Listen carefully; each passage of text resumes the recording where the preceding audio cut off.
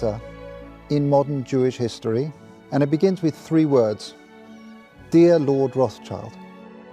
Dear Lord Rothschild, I have much pleasure in conveying to you, on behalf of His Majesty's government, the following declaration of sympathy with Jewish Zionist aspirations, which has been submitted to and approved by the Cabinet. Why was it that this letter was sent by the Foreign Secretary to your great-uncle Walter?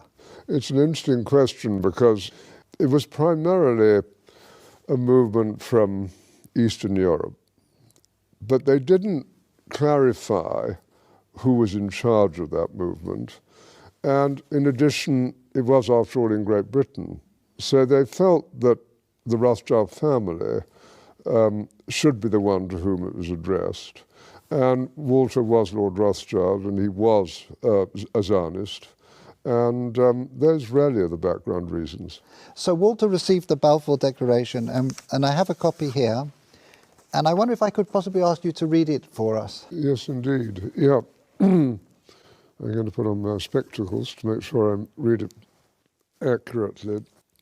His Majesty's government view with favour the establishment of Palestine as a national home for the Jewish people, and will use their best endeavours to facilitate the achievement of this object, it being clearly understood that nothing shall be done which may prejudice the civil and religious rights of existing non-Jewish communities in Palestine, or the rights and political status enjoyed by Jews in any other country.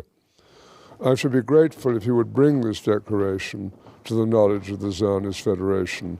Yours, Arthur Balfour. And here it is, the Balfour Declaration. What do you feel when you see it here?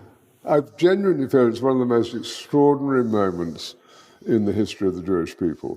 If you think it took 3,000 years to get to this, and then you say, how did this miracle happen?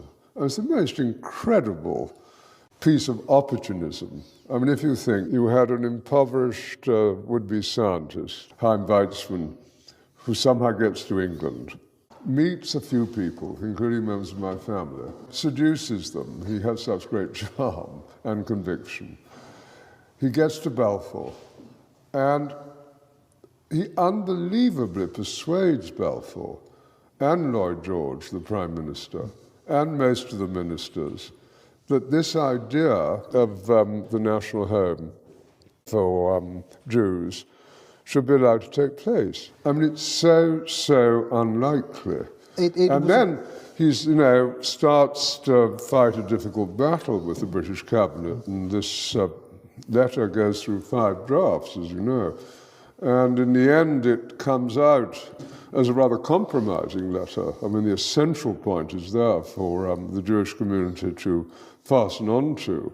You have the first bit, which promises a national home rather than the national home, and then you have the bit that nothing that's to be done should in any way harm the Arab community.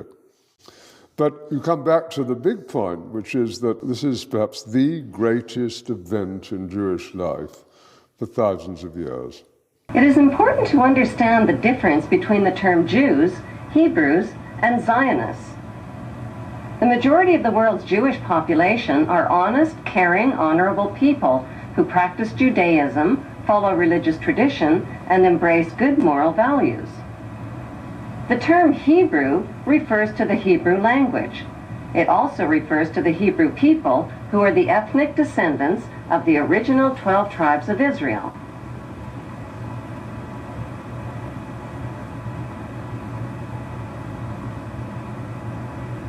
The term Zionist refers to political extremists. Zionists believe that the Hebrews are God's chosen race of people and that the Hebrews have a right to the land of the Muslim Palestinians. Why? Because according to the Bible, God said so. These Zionist extremists represent only a small minority of Jews and Hebrews. Christians who support Israel's theft of Palestinian land are called Christian Zionist extremists. Their goal is to help fulfill the prophecies of the Bible story.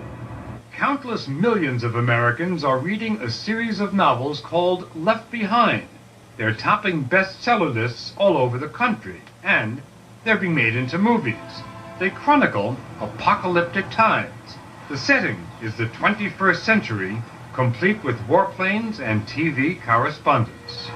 This is Buck Williams reporting live from Israel. I am standing in the middle of an all-out attack.